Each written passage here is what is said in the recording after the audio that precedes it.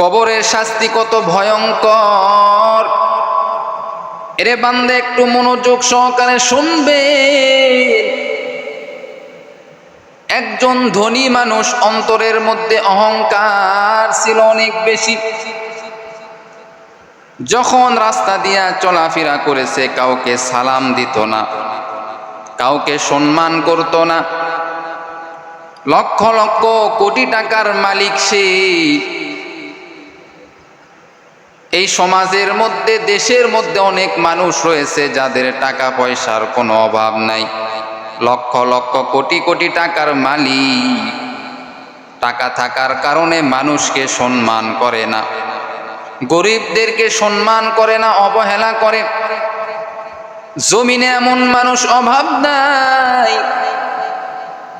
যাদেরকে লক্ষ লক্ষ টাকা আল্লাহ তাআলা দিয়েছেন, লক্ষ লক্ষ টাকার মালিক আল্লাহ তাদেরকে বানায় দিয়েছেন, কোটি কোটি টাকার মালিক আল্লাহ তাআলা তাদেরকে বানায় দিয়েছেন। তারপরেও তারা আল্লাহর হুকুম মানে না, রসুলের তরিকা মোতাবেক চলে না। কবরের ভয় তাদের অন্তরের মধ্যে নাই, দুনিয়াকেই তারা আসল মনে করে, আসল মনে করে। এরকম ভাবে একজন ব্যক্তিকে আল্লাহ তাআলা অনেক টাকা পয়সা দিয়েছিল, ধন সম্পদ দিয়েছিল,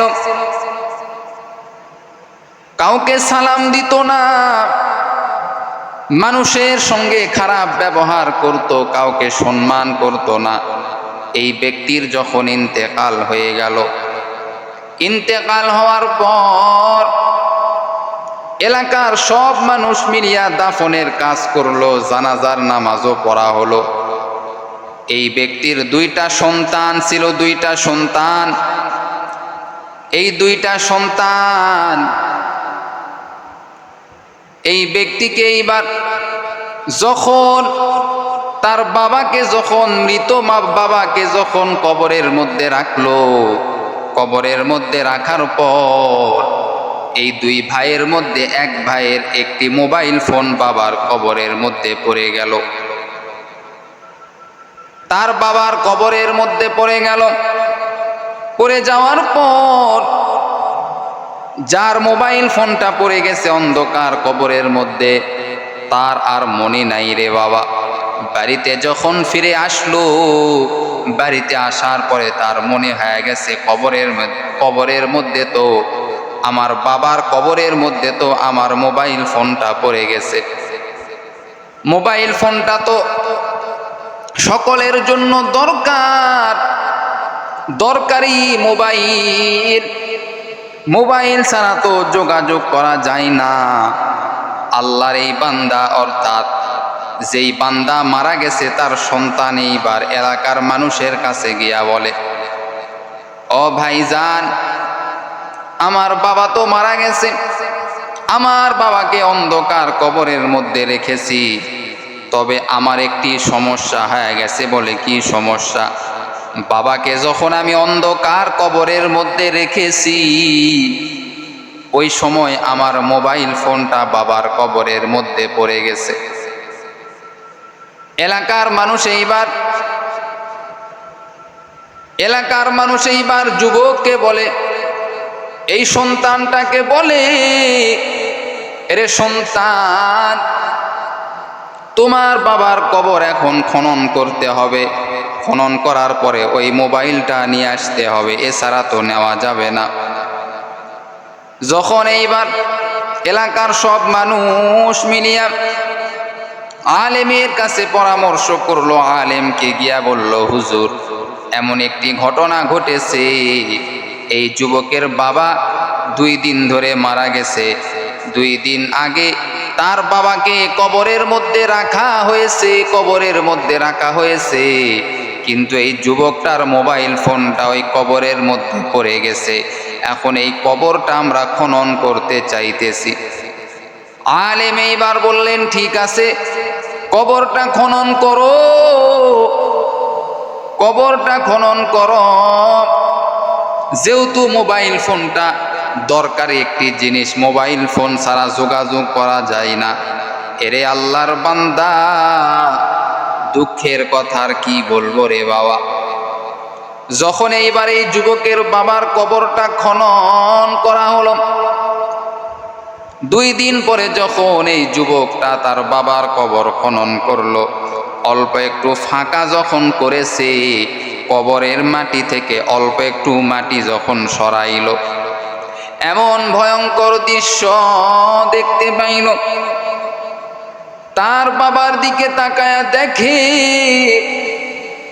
তার বাবার জিহ্বাটা নাভি পর্যন্ত নেমে চলে এসেছে। অর্থাৎ ফেরেশতারা এমনভাবে তার বাবাকে শাস্তি দিয়েছে, জিহ্বাটা নাভি পর্যন্ত টেনে নিয়ে আসছে ফেরেশতারা। এরপরে লক্ষ্য করে দেখে পুরা শরীরটা বাবা উলঙ্গ,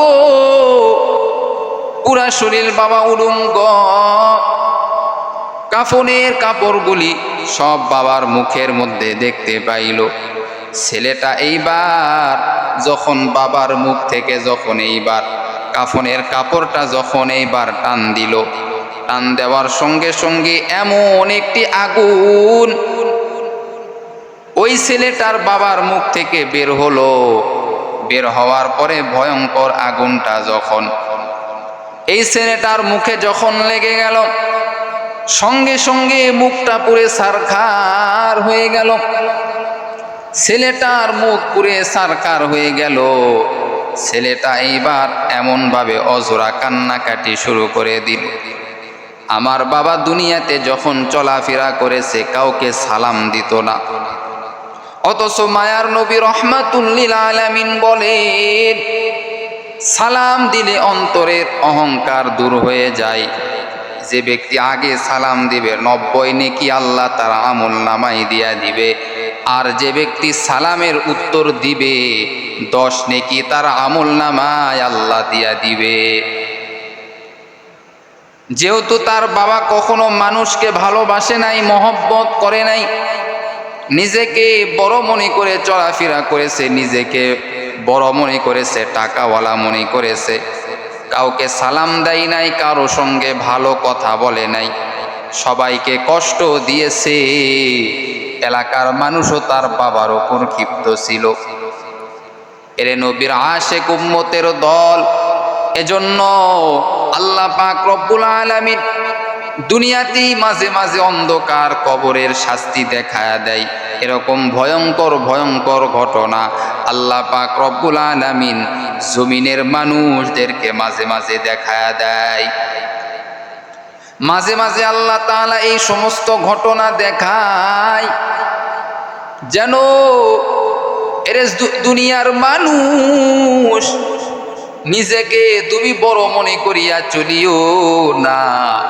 নিজেকে যারা বড় মনে করবে আল্লাহ তাদেরকে নিমিষেই ধ্বংস করে দিবে। কোটি টাকার মালিক দেখো অভাব হয় না দূর, গরিব ঘুমায় আরাম করে মনটা বাহাদুর। ফেরাউনের লাশটা দেখো মিশর জাদু ঘরে, খাই না মাটি পোকা মাছি সবাই ঘৃণা করে। হৃদয় থাকি বেজার নম্রতা সদা, রহমত আসিবে সে তাই প্রভুর ওয়াদা। বড়র বড়াই থাকলে দিলে রহমত আসবে না, নিজেকে নিজে ছোট মনে করিও সদা। উঁচু জমিন থেকে পানি নিচু জমিনে যায়, তেমনি খোদার রহমত আসে নম্রতার হৃদয়। ভোগবিলাসের বাড়ি গাড়ি পরে রবে সব, ভোগবিলাসের বাড়ি গাড়ি পরে রবে সব। থাকতে সময় স্মরণ করো আল্লাহ আমার রব, থাকতে সময় স্মরণ করো আল্লাহ আমার রব। আল্লাহ বলে বান্দা, কবরের আযাব থেকে যদি তুমি বাঁচতে চাও, কবরের আযাব কিন্তু বড় কঠিন, বড় ভয়ঙ্কর। এই কবরের আযাব থেকে যদি তুমি বাঁচতে চাও ও বান্দা, কবরের আযাব কিন্তু বড় ভয়ঙ্কর। কবরের আযাব থেকে যদি তুমি বাঁচতে চাও ও বান্দা, দুনিয়াতে তুমি সৎ আমল করিয়া যাওয়ার চেষ্টা করো। দুনিয়াতে সৎ আমল করো, ভালো আমল করো। কবরের আযাব বড় কঠিন। কবর কিন্তু কাউকে ছাড় দিবে না, কাউকে ছাড় দিবে না। অন্ধকার ঘর, এই কবর কারো জন্য হবে জান্নাতের বাগান, আবার কারো জন্য হবে জাহান্নামের গর্ত। আল্লাহ পাক রব্বুল আলামিন বলেন, এরে বান্দা, কবরের শাস্তি থেকে যদি তুমি বাঁচতে চাও তাহলে একটি আমল করো, একটি আমল বেশি বেশি করো। সেই আমলটা হলো এশার নামাজ পড়ার পর ও বান্দা তুমি সূরা মুলুকের আমল তুমি করো, সূরা মুলুক তুমি পাঠ করো। যে বান্দা এশার নামাজ পড়ার পর সূরা মুলুক পাঠ করবে, আল্লাহর নবী বলেন ওই বান্দার কবরের মধ্যে কোনো শাস্তি হবে না। সূরা মুলুক যে বান্দা পাঠ করবে এশার নামাজ পর, আল্লাহ বলেন ওই বান্দার কবরের মধ্যে কোনো শাস্তি হবে না। সুবহানাল্লাহ।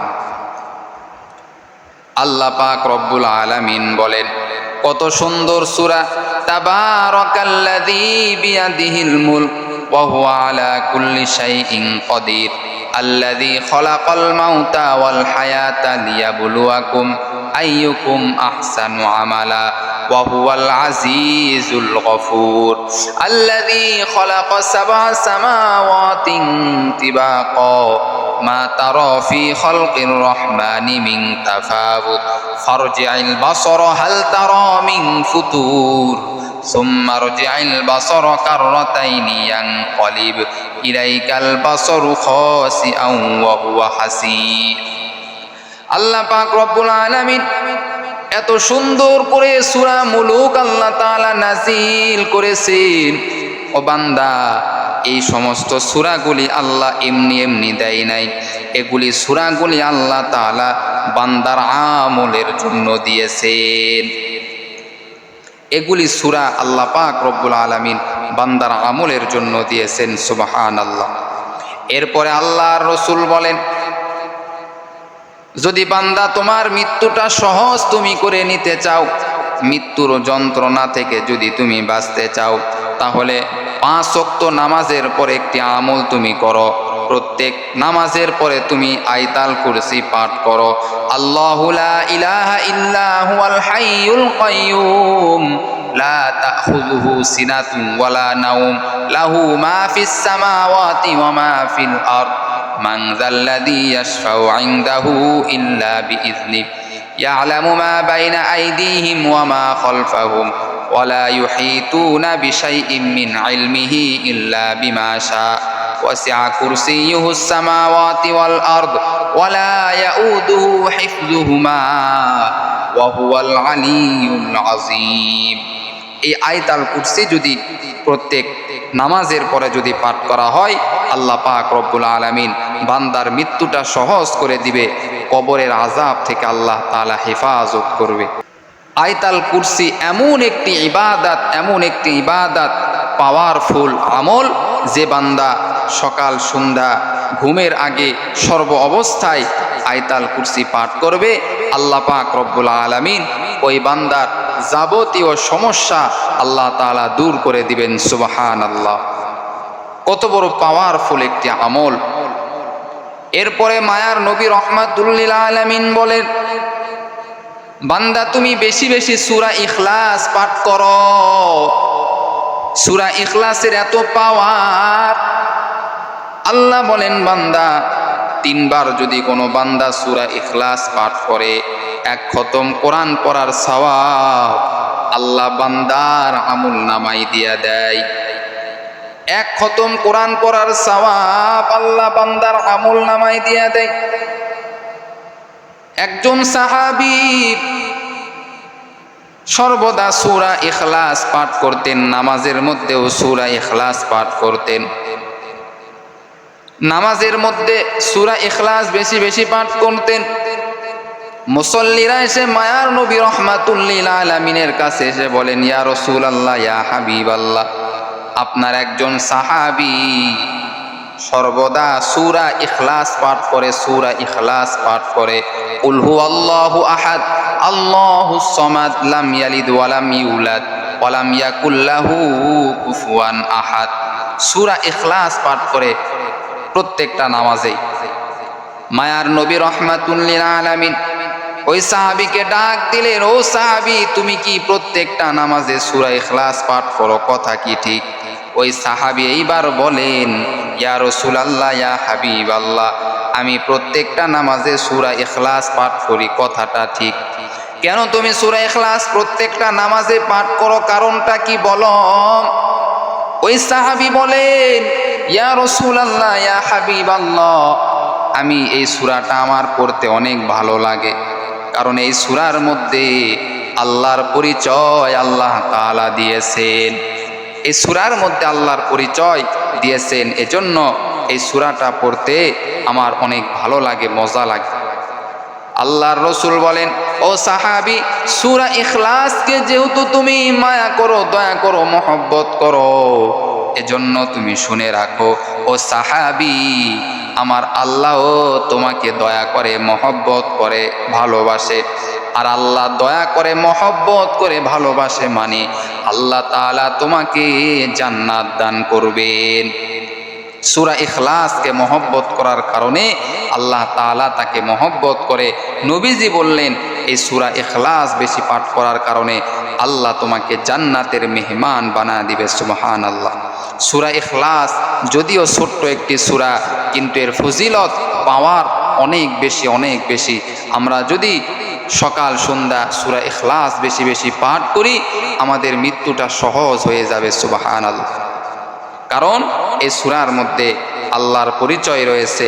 আল্লাহর পরিচয় আমরা যখন বেশি বেশি স্মরণ করব, যে আল্লাহ এক, আল্লাহর কোনো শরীক নাই, আল্লাহর কোনো ছেলে নাই, মেয়ে নাই, স্ত্রী নাই, আল্লাহ, এইভাবে আমরা যখন স্মরণ করব, আল্লাহ পাক রব্বুল আলামিন বলেন, আল্লাহর স্মরণ যখন তোমার অন্তরে আসবে, আল্লাহ পাক রব্বুল আলামিন তোমাকে মাফ করে দিবে। সুবহানাল্লাহ।